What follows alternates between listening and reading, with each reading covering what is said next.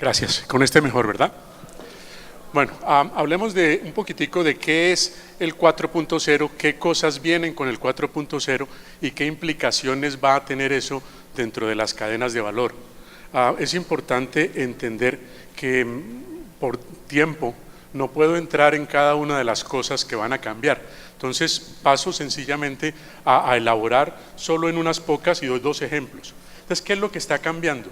Lo primero que está cambiando es que vemos un crecimiento exponencial de la capacidad computacional que tiene cada ser humano a su disposición y a un costo bastante bajo. Entonces uno ve, cuando uno se monta en el Cali mío o en el Transmilenio, uno ve 99% de los usuarios tienen un teléfono inteligente y tienen tiempo para utilizarlo. Y ese tiempo y ese aparato lo utilizan exclusivamente para divertirse, no para utilizarlo inteligentemente. Uno dice, pero curioso, ¿no? Se ganan un salario de 750,000 pesos y tienen dificultad para pagar su cuenta de energía eléctrica, pero todos tienen un teléfono inteligente de última gama. Y ese teléfono lo están utilizando exclusivamente para su entretenimiento. Entonces uno ve el muchacho que sale del SENA y se monta en su Transmilenio y el muchacho está comunicándose con la novia y diciéndole que tanto la ama, pero no tiene ningún interés ni ninguna necesidad de aprender algo nuevo durante el tiempo de transporte que el muchacho está haciendo para llegar de su origen a su destino, utilizando un teléfono inteligente.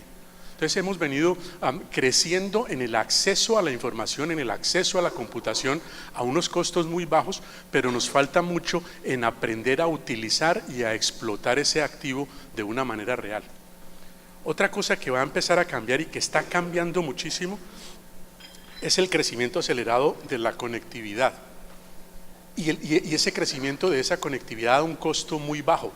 Entonces uno entra a muchos sitios y el sitio le ofrece la posibilidad de que uno se conecte a costo cero. Y eso sucede en todas partes. Y se está convirtiendo en un servicio que uno demanda y que uno no está dispuesto a pagar, pero sí lo va a demandar. Y uno va a preferir consumir el café del Juan Valdés contra el café de la Starbucks porque de pronto el Starbucks no tiene la oferta del wireless. Y ese es un detalle que hay que pensar y hay que entender con cuidado. ¿Y por qué hay que pensarlo y entenderlo?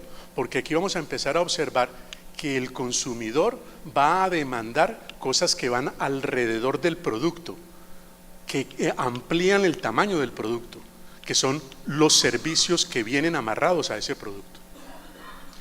Y el valor de esos servicios empieza a determinar al final del día el valor del producto. ¿Y cuánto estoy yo dispuesto a sacrificar de mi ingreso para poder obtener ese bien?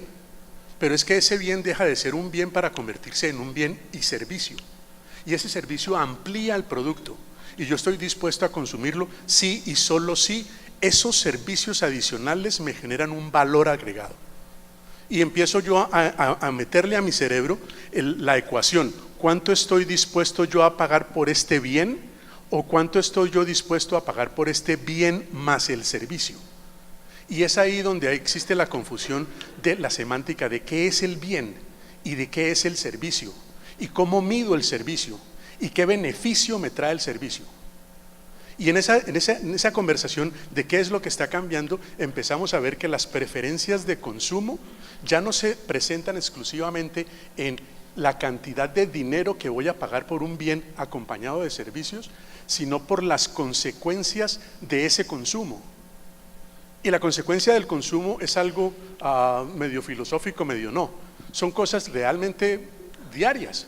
Y uno observa en las criaturas de hoy, los millennials, las generaciones Z, las generaciones X, los tipos llegan y deciden el consumo no pensando en la transacción que usted y yo conocemos, que es el billete de 100,000 pesos o el billete de 50,000 pesos. A ese muchacho, a esa niña, le importa eso, sí, pero también le importa más la consecuencia del consumo. ¿Y qué es lo que el proveedor de ese consumo, de ese producto y de ese bien y servicio es capaz de decirme y de educarme sobre la consecuencia de ese consumo? Y paso a una historia práctica, familiar. A mi hija de 17 años hace su cumpleaños y me dice, papá, yo quiero que me invites a cenar. Y yo, perfecto. Papá, pero es que llevo 36 amigas. Y yo, perfecto. Pero ¿qué puedo hacer? No le puedo decir, lleve solamente 18, te van 36 amigas. Entonces, las llevo al restaurante y el restaurante es un restaurante muy agradable, pero resulta que a mí me gusta la carne. Entonces yo las llevé pues al restaurante que me gusta a mí. Si iba a pagar una cuenta de 36, mi mujer y yo, pues éramos 38 personas, por lo menos déjeme escoger qué sitio voy a llevar. Entonces las llevo yo al sitio y empiezan a pedir y me doy cuenta que casi el 90% de los invitados pedían ensaladas. Yo decía, la embarré, ¿no? Totalmente. Y entonces quedé en eso y le di el codazo a mi compañera y le dije, compañera, la embarramos, la criatura es casi que vegetariana y sus amigas también. Y voltea a mi compañera y me dice, no, lo que pasa es que acaban de preguntarle al tipo si el tipo tiene la habilidad de demostrarles la consecuencia del consumo de esos 32 onzas de carne. Entonces yo me quedé pensando y dije, ¿cuál consecuencia? Mataron la vaca, le cortaron el pedazo y nos vamos a comer. No, hay otra consecuencia que es la cantidad de agua que se tuvo que consumir para poder llevar ese animal al estado en el que podía ser comido. Entonces me podían traer un steak y eso tiene una consecuencia en litros de agua. Y ese restaurante no tenía la capacidad de decirle a estas criaturas de 17 años que esa vaca se había consumido X número de litros de agua. Y como no lo tenía, entonces le dijeron, no, a mí tráigame más bien un tomate. Entonces ahí empieza un cambio que es fundamental, que no tiene absolutamente nada que ver con la Revolución 4.0, porque la Revolución 4.0 es otra cosa. Pero si consideramos la Revolución 4.0, pero no entendemos la conducta del consumidor, la moneda que el consumidor va a utilizar para que le paguen sus servicios, entonces estamos perdiendo el tiempo. Podemos llegar a la Revolución 25.0, pero lo primero y lo fundamental no es tanto segmentar el cliente, sino tener la opción de entender qué es lo que lo motiva a él a consumir y en qué moneda está dispuesto a consumir. Mi hija y las compañeras de mi hija consumen, la moneda que utilizan es el efecto del consumo, la consecuencia del consumo. Entonces miden y cuánta energía se consume para esto, y cuántos plásticos trae, y cuántos litros de agua. Y eso es fundamental en los diseños de las cadenas de valor, porque si no empezamos, si no entendemos cuál es el final, no tenemos esperanza de crear un principio que sea eficiente. Entonces hay que entender y hay que tener mucha claridad de cuál es la moneda con la que me pagan y por qué me pagan eso. Las cadenas de valor tienen que empezar a demostrar cuáles son sus componentes y cuál es el impacto que sus componentes tienen en algo fundamental, que es el medio ambiente. Es que el medio ambiente no existe, no hay sino uno. Y hasta este momento ningún muchachito que haya ido al MIT o a la Universidad de Harvard ha inventado cómo llegar a vivir a Marte. Entonces nos vamos a tener que quedar viviendo en este planeta por muchos años más. Y la única forma de que logremos vivir en este planeta por muchos años más es si somos capaces de cuidarlo. Y yo, que ya ven, estas que ya las ven que no son pintadas, son adquiridas por tiempo. Yo soy culpable de muchas cosas que no hice a mi tiempo y que mi criatura hoy me demanda. Me dice, sí, pero es que ustedes iban y compraban el mercado y lo traían en la bolsa plástica. Usted es culpable de muchas cosas. Y el consumo de agua, de su baño, de su shower, es extremadamente elevado, porque me lo miden el número de litros de agua. Y mi señora, pues habla es de tiempos. El baño está muy largo. La ducha, te estás demorando 5 minutos en la ducha. Mi hija de 17 años me traduce eso en litros. Y está dispuesta a consumir solamente si alguien le demuestra la consecuencia de ese consumo. Es fundamental que entendamos esa parte de la consecuencia para que seamos capaces y para que logremos llegar a ser eficientes en el diseño del supply chain. ¿Qué está cambiando? Está aumentando el uso de la computación en la nube. Estamos empezando a entender un poquitico qué es el beneficio del Big Data y para qué sirve y qué costo tiene. No sé si hay algún representante de la cadena de éxito, pero me llamó muchísimo la atención a llegar a comprar una libra de mantequilla y el señor me dice, deme su número de cédula. ¿Qué quiere mi número de cédula? No, para los puntos. Entonces yo le doy mi número de cédula y el tipo entra y me da unos puntos. Y yo salí y me devolví y me quedé como, ¿para qué quiere mi número de cédula? ¿Para qué? ¿Qué hace usted con eso? Y empecé a investigar y resulta que Éxito se gasta una fortuna, pero una fortuna, en recoger y recopilar una cantidad de información porque alguien les metió en la cabeza que había que recoger información. Y recogen esa información y la utilizan para 3 cosas. Apenas están empezando a entender cuál sería el valor de saber que hay un consumidor que vive en la esquina 1 con la calle 2, que consume mantequilla alpina o consume la que sea, y podría utilizar ese pedazo de información para poder modificar conductas de consumo. Esa parte no la hemos entendido todavía, apenas la estamos explorando. Esa sí la trae la revolución 4.0, pero entenderla, dimensionarla y saberla ejecutar de una forma eficiente es un camino largo y complejo. El último punto de este slide es el incremento en la utilización de lo que identifica la oferta con la demanda. Eso sí es un cambio fundamental de 4.0. ¿Por qué? Porque es que lo vamos a ver un poco más adelante, estamos empezando a entrar en una cosa que se llama la economía compartida. Y la economía compartida es algo que dice, mire, yo ya no quiero tener activos, mi negocio no es poseer activos, mi negocio es generar acceso a algo. Y ese acceso a algo se puede dar por un fee, un dinero que yo tengo que pagar para poder arrendar algo. Y por eso me asocio con otro consumidor que tenga una demanda similar por ese producto y me asocio con él para arrendar ese activo. Eso tiene un cambio fundamental en los libros, eso tiene un cambio absolutamente esencial en los estados financieros. ¿Por qué? Porque quiero generar acceso a algo sin tener la preocupación por la propiedad de ese algo. Y ese es fundamental entenderlo para poder explotarlo en el futuro. ¿Qué más está cambiando? Hay nuevos modelos de negocio. En esos modelos de negocio se está pensando en cómo logro yo utilizar capacidad que esté existente, que esté ahí, que no tenga que modificar y de la cual yo me pueda beneficiar. El ser humano utiliza el transporte desde que camina hacia adelante. Siempre tiene que ir de un sitio A a un sitio B, siempre. Y lo ha hecho desde que camina hacia adelante. Y solamente hace 10 años llegó y se inventó un tipo, el Uber. Y dijo, ¿qué es esto? Hay una cantidad de capacidad ahí disponible y nadie la está utilizando. Lo único que tengo que hacer es crear un vehículo, una plataforma que sea capaz de conectarme una oferta con una demanda. Y me voy a enriquecer proveyendo esa plataforma y cobrándole un centavo a ese tipo por decirle quién tiene la oferta y quién tiene la demanda. De un producto y de un servicio que hemos venido utilizando desde que caminamos hacia adelante.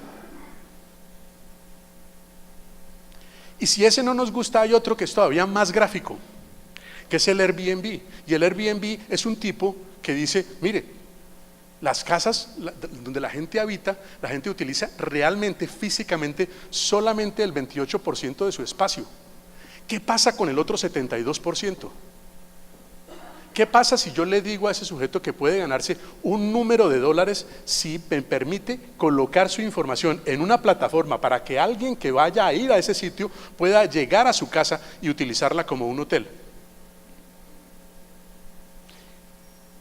Y me voy a Nueva York y en Nueva York encontrarse un hotel decente por menos de $200 no es fácil. Y me quedé en Manhattan en unos apartamentos absolutamente extraordinarios y pagué $78. Yo no me quería venir. $78.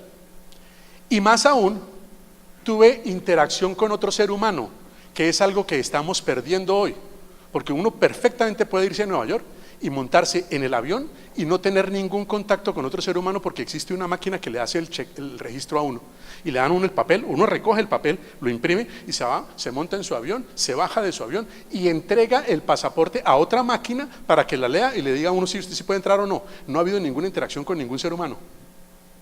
Y se monta uno, llega uno y entra, mete la tarjeta de crédito y le dan un tiquete para montarse en el metro. Y uno se monta en el metro y no hay ninguna interacción con otro ser humano. Es más, todos los seres humanos que están montados en el metro, ninguno quiere tener interacción con uno. Entonces todos llevan la defensa número uno que se llama el libro. Nadie quiere hablar con uno. Y uno se baja de ahí y entra uno al hotel, y en el hotel hay otra máquina en la que uno puede hacer el check-in. Y saca uno la llave y entra uno y ahí ya abre y hace uno todos sus negocios. Y no interactúa con nadie. En el caso de Manhattan a $78, el señor me estaba esperando, y un tipo interesantísimo. Nos bajamos 2 botellas de vino hablando de supply chain, hablando de la conducta del consumo, hablando de la interacción del ser humano, hablando de lo que viene en el 4.0. Hay preferencias de modelos que permitan medir las implicaciones y las consecuencias del consumo. Si yo no soy capaz de ofrecer sino el producto, la albahaca que coseché en Sasaima y que la llevo al restaurante italiano en la 72 con séptima en Bogotá, lo único que puedo hacer es diferenciarme con ese producto en particular. Pero si el consumidor de mi producto llega y me pide, oiga, deme los detalles de la trazabilidad de su producto, ¿cuánto abono y qué abono le coloca? ¿Cuántos litros de agua consume por cada kilogramo? La moneda es diferente. Ya no es solamente los $10 que tengo que pagar por el kilo de albahaca, porque es orgánica, sino que son $10 más la consecuencia del consumo. Y es fundamental que entendamos eso.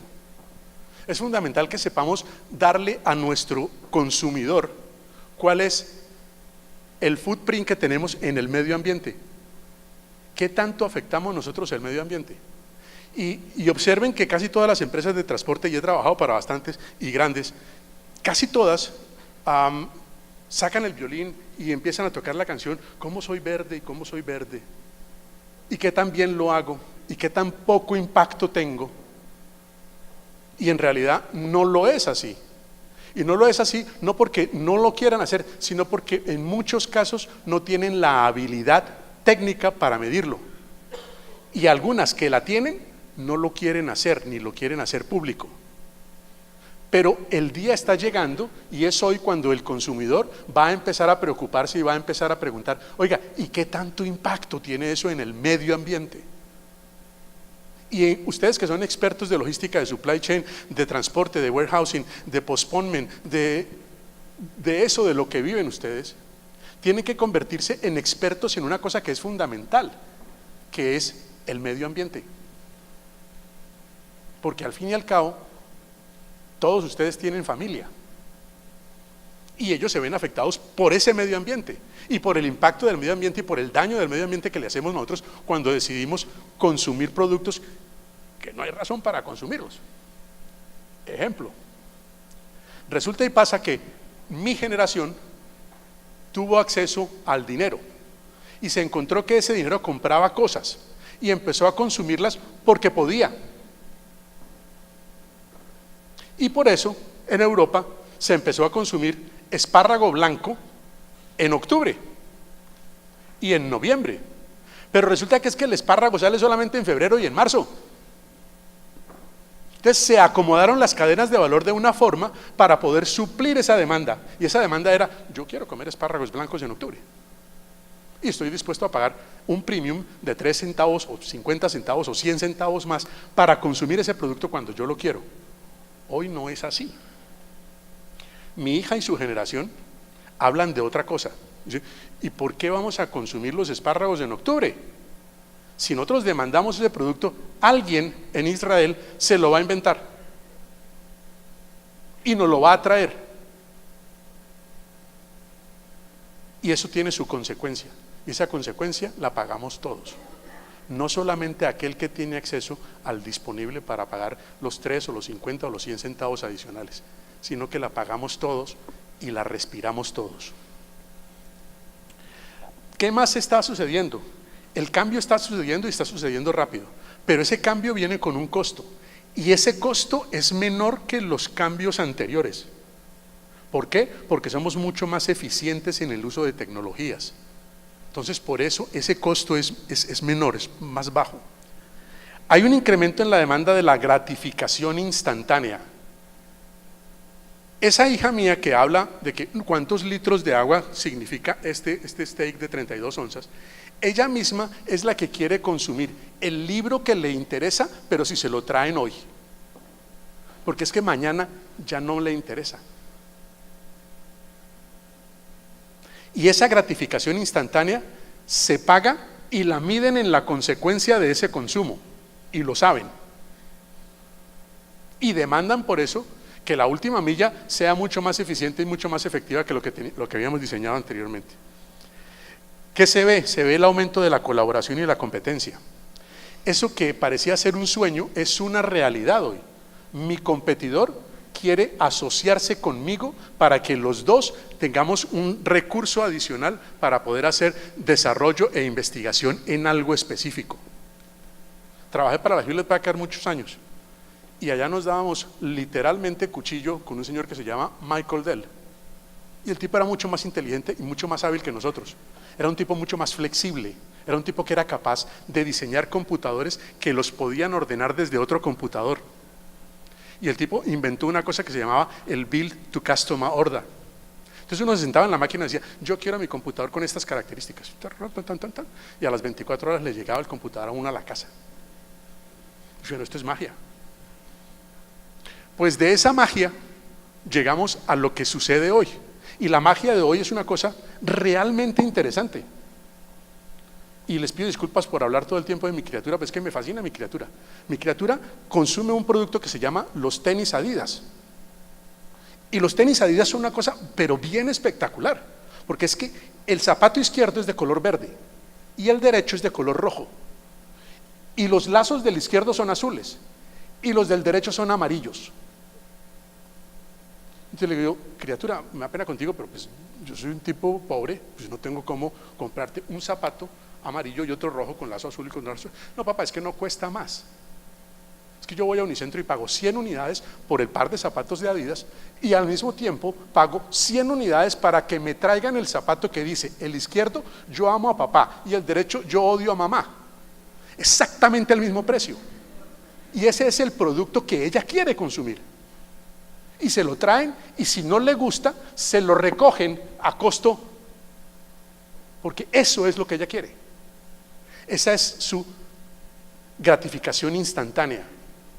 Y ella entiende ya que el poder que tiene no es solamente los $100 que va a intercambiar para que le traigan el zapato amarillo y el zapato rojo con los cordones azules y con los cordones verdes. No, ella entiende que ella puede castigar a ese productor y a ese proveedor de servicio con algo mucho más grave que los $100 que equivale el consumo. ¿Qué es eso? Es otra cosa que se llama la red social. Entonces tiene acceso a un aparatico en el que ella escribe una cosita que dice, ay, les recuerdo, Adidas no es capaz de entregar los zapatos amarillos como promete con los lazos rojos. Cualquier cosa. Y eso se puede convertir en algo viral, y eso no lo detiene nadie. Porque es que el otro es una medida que se puede tomar. Uno dice, ¿cuánto perdió? Oh, perdí $100, porque no hice esa venta. El impacto de un muchachito con un aparatico diciendo que las condiciones que yo estoy dando no son verdaderas, que mi cadena de valor no es transparente, que mi cadena de valor no es medible, que el impacto de mi consumo no me importa. Eso tiene un impacto en mercado, en mercadeo, en branding, en nombre de los ceros que ustedes no se imaginan. Ese muchachito ya entendió que tiene ese poder y empieza a acumularlo y empieza a explotarlo. Y si alguno llega a ser inteligente, puede ser ese señor que a muy pocos nos gusta, que se llama el señor Donald Trump. Y yo lo prometí a Edgar que no iba a hablar de política, pero de todas formas, ese señor logró llegar a donde llegó utilizando mecanismos de social media que son absolutamente aterradores. Diciendo, pero ¿cómo? Con el poder, con la suma del poder de uno, empezó a sumarlos y les metió en la red social hasta donde podrían llegar, y sacó 61 millones de votos. ¿Qué más está cambiando? Estamos incrementando la utilización de los activos conectados, de los bienes conectados, Y esto es algo realmente extraordinario, y yo pensé que era solamente de ficción y de Hollywood. No, eso es cierto. Mi cafetera, que es una cafetera que ustedes compran en Ley, en cualquier tienda, mi cafetera está conectada a mi teléfono. Y mi cafetera entiende que tiene que empezar a hacer el café a 15 minutos antes de que suene la alarma de mi teléfono, porque es que mi teléfono está conectado con mi cafetera. Y es cierto. Entonces, cuando yo me despierto, cuando suena el pi, pi, pi, pi, pi, yo ya voy caminando directo a la cocina a coger mi café que ya está listo. Y no tuve que cambiar la programación de mi cafetera la noche anterior para decirle, no, mañana voy para Cali, entonces tiene que empezar a hacer el café más temprano. No, porque ya están conectadas las dos. Más aún, mi cafetera está conectada con la nevera. Entonces, ¿sabe qué cantidad de café hay en la nevera? ¿Cuántos huevos quedan? Y de esa forma me ayuda a vivir mejor. Y no tengo que levantarme no tengo que enterarme a las 5 de la mañana que no hay café y a esa hora el éxito no está abierto.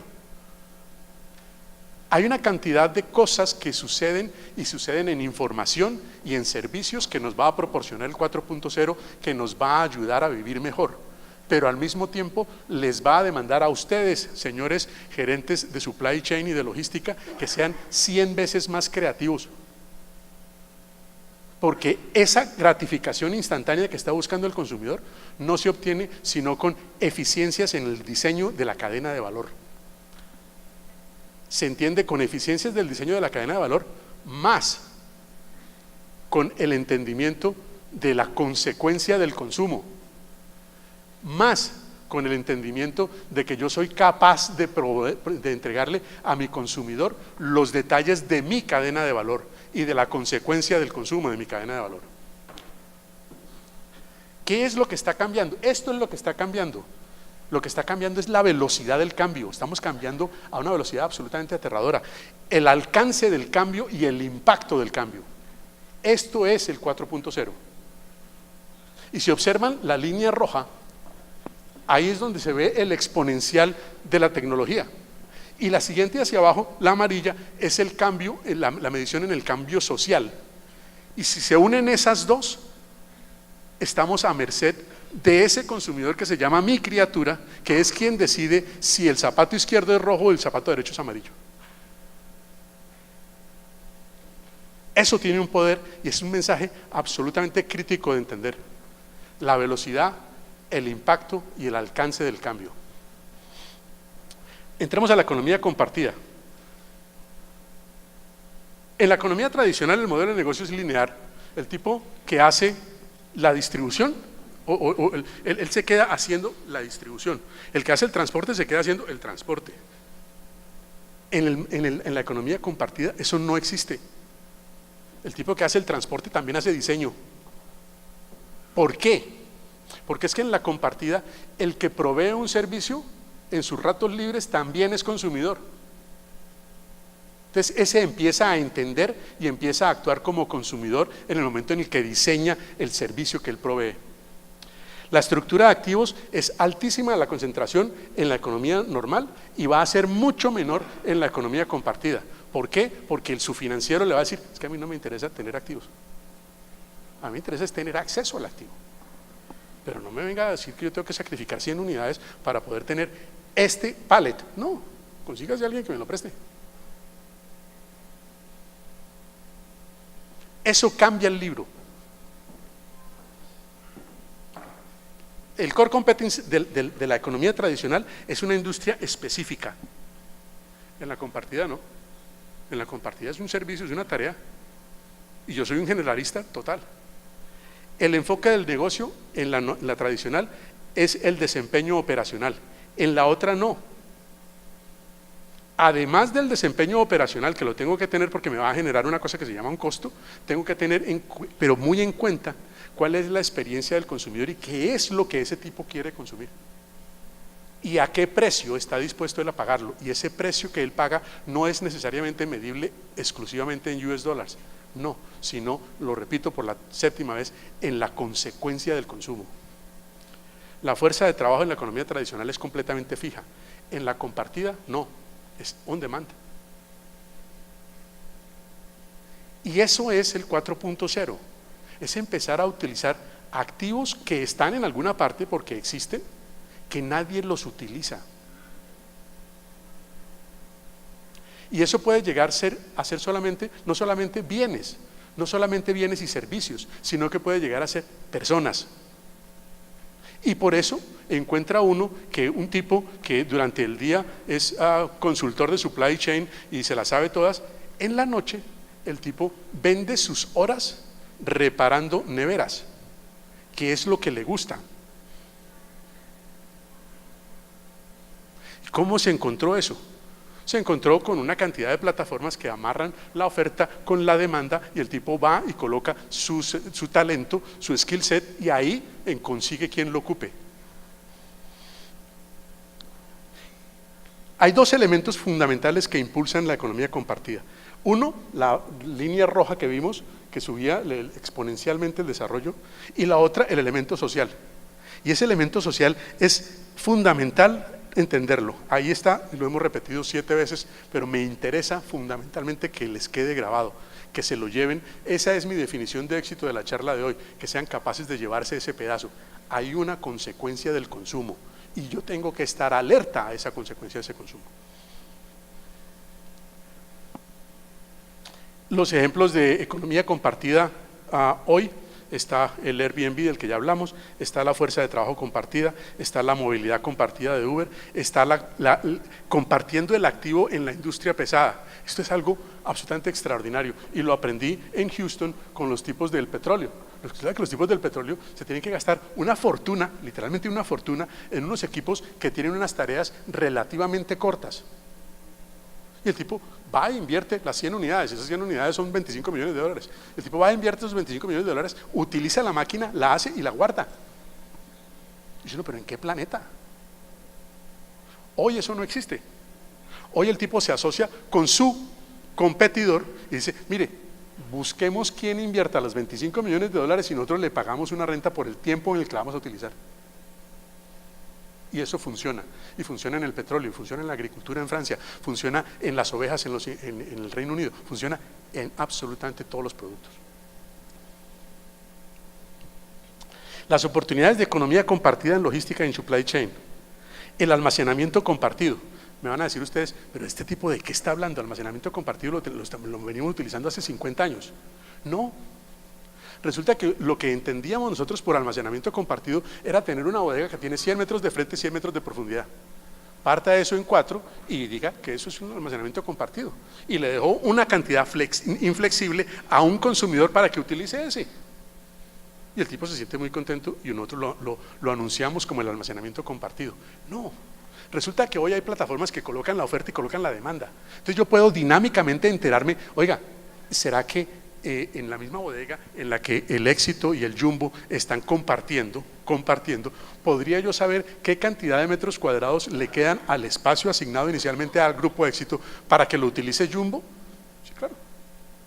Y puedo hacer una facturación dinámica en la que utilizó por los siguientes 36 minutos este espacio y como cada minuto por metro cuadrado equivale a una unidad, aquí va su factura. Ese es el almacenamiento compartido. No es lo que teníamos en mente antes, que era divídalo en 4 y asígnele a cada uno el 25%. El almacenamiento urbano discreto. Qué vaina tan rara, ¿qué será eso? Pues imagínense que ahora somos casi 7 billones de personas. En 30 años, 6 billones de esos 7 van a vivir en ciudades. Van a vivir uno encima del otro. Y cada uno tiene que tener bienes y servicios. Y cada uno los tiene que guardar. Entonces, si uno tiene una plataforma que le permita a uno saber quién tiene espacio disponible, uno podría estar rentándola. Y no es solamente ese negocio que están viendo que crece mucho en Colombia, que es bodegas para alquilar, espacios para alquilar. No, es exactamente el mismo principio de Uber y de Airbnb, que es yo tengo un espacio y el espacio que tengo, por ejemplo, en Nueva York, un espacio de 3 metros cuadrados puede costar al mes $60. Y es un espacio urbano y es discreto. ¿Y para qué lo utilizo? Para guardar mis chaquetas del invierno cuando estoy en el verano. ¿Para qué lo utilizo? Lo utilizo para guardar la carpa con la que voy con mi hija al verano, la guardo durante los tiempos en los que no la estoy utilizando en ese espacio. Y ese existe. ¿Y qué es ese? Y como ese hay 50.000 ejemplos, solamente acomodando, dándole la oportunidad a la gente que se entere dónde está la oferta y dónde está la demanda. Capacidad de transporte compartida, el famoso saludo. El saludo es una cosa de la que todos los que hemos vivido del transporte hemos sufrido desde un principio, que es ¿cómo consigo yo la carga de regreso? El tipo se me fue a Quito, llegó a Quito y ¿cómo lo traigo yo al tipo vacío? El saludo lo único que hace es colocar una plataforma que le proporciona al tipo, que le da al tipo información de qué está sucediendo en Quito para que usted suba hacia Bogotá con algo. Y por ese saludo pagan una tarifa, exactamente la misma tarifa que le pagamos a Uber para que nos consiga un vehículo que llegue a carrera primera con calle segunda. Exactamente lo mismo que le pagamos al Airbnb para que nos deje saber si hay un cuarto decente y limpio en Manhattan por $78.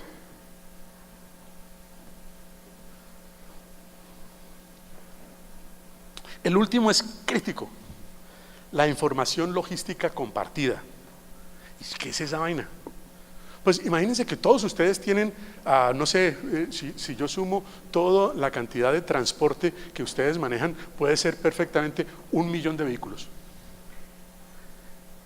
Pero lo que ustedes manejan no es 1 millón de vehículos. Lo que ustedes manejan es la información de ese millón de vehículos y la consecuencia del uso de ese millón de vehículos. Y hay gente que está dispuesta a pagar por esa información.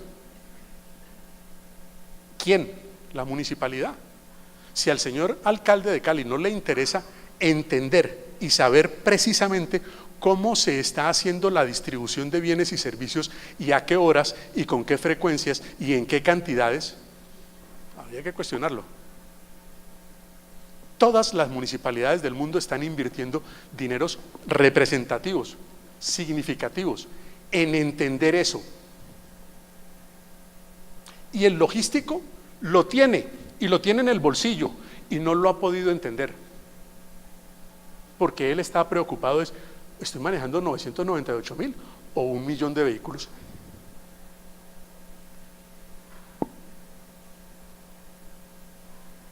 La información que eso trae, el valor que eso tiene, puede reducir el costo de su operación enormemente. Y eso se lo va a permitir el 4.0.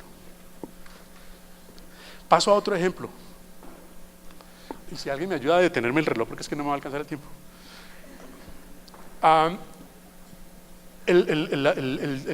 La impresión de tercera dimensión. Este es un negocio absolutamente extraordinario. Y conozco de ese negocio porque yo aprendí a trabajar en una compañía que se llama la Hewlett Packard, donde lo único que se hacía era impresoras. Este negocio del printing va a cambiar literalmente la disciplina del supply chain. ¿Y por qué la va a cambiar?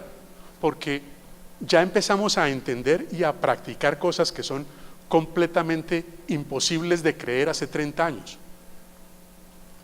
Este es un negocio que tiene un potencial de más o menos $500 billones año. Eso es una cifra que tiene muchos ceros. Este es un negocio que permite la reducción en el número de pasos para lograr el diseño, el prototipo y la manufactura. Yo ya me puedo sentar en Leticia y empezar a diseñar algo que pueden ser utilizado inmediatamente por alguien que esté en el Cabo de la Vela. Sí, no, pero ¿cómo se le puede ocurrir esto? Sí, sí puede ocurrir y sí existe. Y sí se puede hacer, el 3D printing se puede hacer en materiales que pueden ser utilizados inmediatamente como un spare part en un vehículo. Y en la impresión de tercera dimensión hay un ejemplo súper clásico, que es el de la BMW. La BMW produce un vehículo, ese vehículo tiene 10.000 partes, ese vehículo va a ir a geografía número N, y en geografía número N usted no sabe, ni el productor sabe, ni nadie sabe cuál de las 10.000 partes se va a romper primero. Entonces, cuando el tipo está presentando su catálogo de producto y de servicios, el tipo dice, y además, si me compras a mí el vehículo, yo te garantizo que tengo todos los repuestos en el almacenamiento. Imposible. El tipo puede perfectamente tener una impresora 3D al lado y dice, se me acaba de dañar al vehículo número 1 en geografía número N, la pieza número 3754.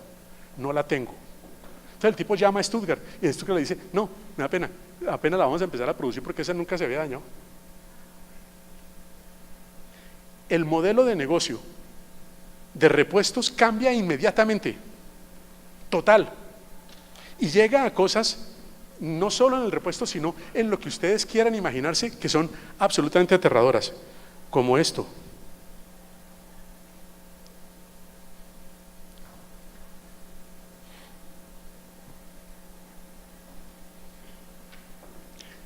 Si la señora se cae y se quiebra la cadera, esa cadera es exclusiva para esa señora, porque tiene unas dimensiones que son exclusivas de esa señora. Cada ser humano es diferente. Hoy, esa industria es capaz de producir en titanium, a través de una impresora de tercera dimensión, esa cadera, y le puede llegar en 18 horas. Y pueden hacer la operación y pueden cambiar la cadera, y la cambian. Siempre. Tiene obviamente sus desafíos. El último es uno que empieza a preocupar muchísimo, y se empieza a preocupar muchísimo porque uno podría hacer una impresión de una pistola en plástico al otro lado del planeta. Entonces, ¿para qué me estoy gastando todo el dinero que estoy tratando de que invierto para evitar que alguien entre a mi geografía con un machete o con un revólver? Si el tipo es capaz de enviar el archivo y que se lo impriman al otro lado. Las aplicaciones, esto no lo hice como un chiste cuando escogí esta fotografía, pero ese es el principio. Yo podría ser capaz de hacer una impresión de una impresora para que esa impresora continuara haciendo cosas.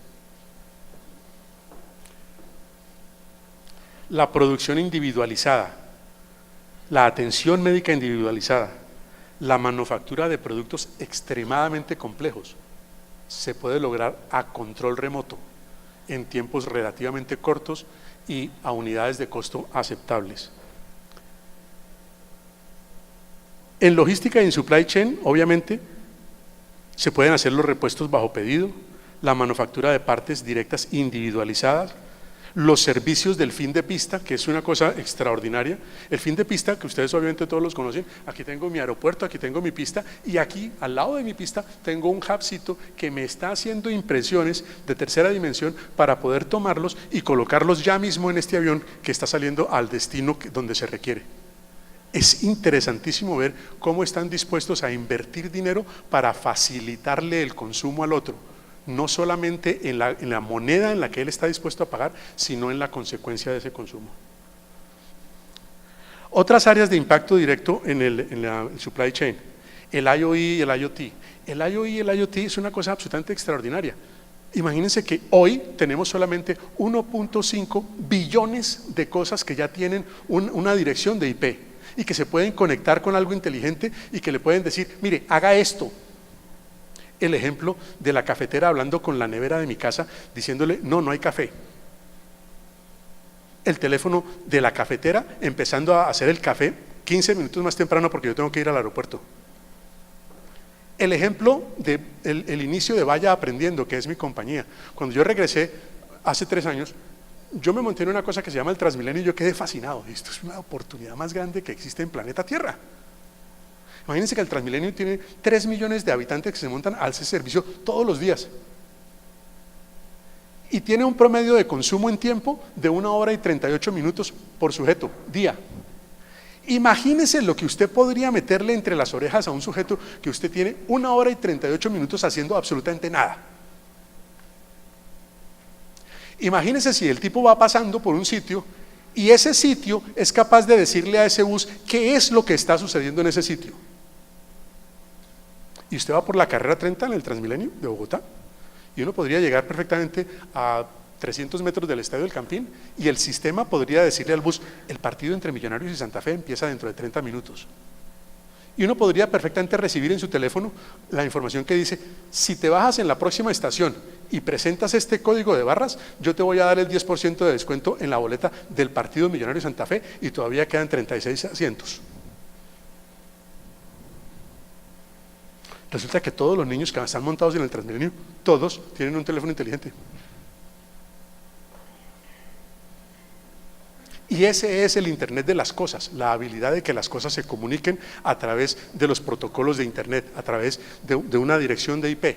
Y yo podría perfectamente enseñarles a los 8 millones de bogotanos a que hablaran inglés, francés, español y alemán en un periodo inferior a 24 meses si son capaces de dedicarle el 90% de su hora de 38 minutos en las que están montados en el transporte haciendo nada. Y tuve la osadía de llevarle este tema a la dirección del SENA, que es la entidad que supuestamente debería estar dedicada al aprendizaje. Sí, mire, usted puede ganarse 1 hora y 38 minutos de atención de su público todos los días a costo cero y le puede meter en la cabeza lo que quiera. Enséñele cultura ciudadana, enséñele respeto, lo que quiera, enséñele la 7ª estrofa del himno nacional, lo que quiera. Y estamos desarrollando eso, en empezar a utilizar la habilidad que nos da la revolución 4.0 para mejorar los niveles y los estándares educativos que tenemos. En el Big Data ya hablamos de esto un poco. En Robotics les iba a hablar, pero me enteré que Boris de Bimbo viene a hablar ahora más tarde a contarles qué tan efectiva es la fábrica de Bimbo, donde entra el agua por un lado, entra la harina por otro, entra la sal por otro y mágicamente eso se convierte en pan y al final lo montan en un camión y le colocan una bolsa que dice Bimbo y llaman a James Rodríguez y James Rodríguez dice: oh, yo me como el Bimbo en la casa. Boris, lo dejo en el tema para que usted lo vea con más propiedad. Los vehículos autoconducidos y el impacto que eso va a tener en nuestros desarrollos, los drones, y está también un colega hablando de drones mañana, los sensores de bajo costo, la habilidad que tengo yo de saber quién consume qué, en dónde y cuándo, que eso es absolutamente extraordinario, a costos que hoy sí podemos pagar. Los sensores de bajo costo son literalmente de bajo costo, 0,0001 centavo de dólar. Y aquí llego a mi última parte, que son ¿cuáles son los denominadores comunes de todo este cambio? Y hay 2 cosas que para mí son fundamentales en este cambio. La primera es la competitividad. A todos ustedes los van a empezar a medir no solamente por el desempeño logístico y el desempeño de su supply chain. A todos ustedes los van a empezar a medir en cuál es su contribución a la competitividad de la organización para la que usted trabaja.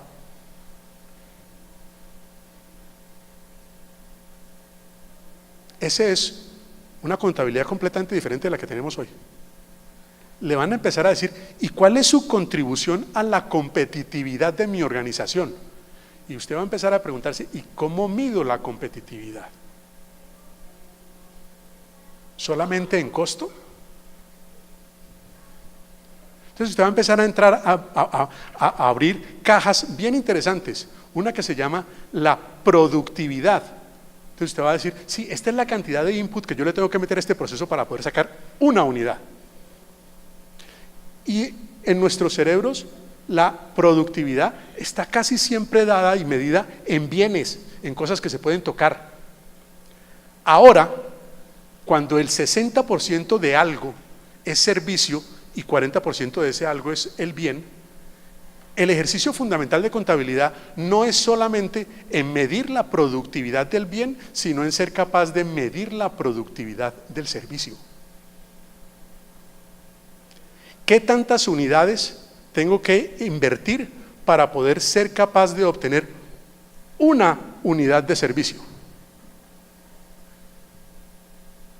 La medición de productividad en servicio va a ser un ejercicio absolutamente fundamental, porque con esa usted se va a poder dar cuenta de qué es lo que necesita mejorar para poder reducir esa cantidad de input que le está metiendo a obtener una unidad de servicio que está afectando ese producto.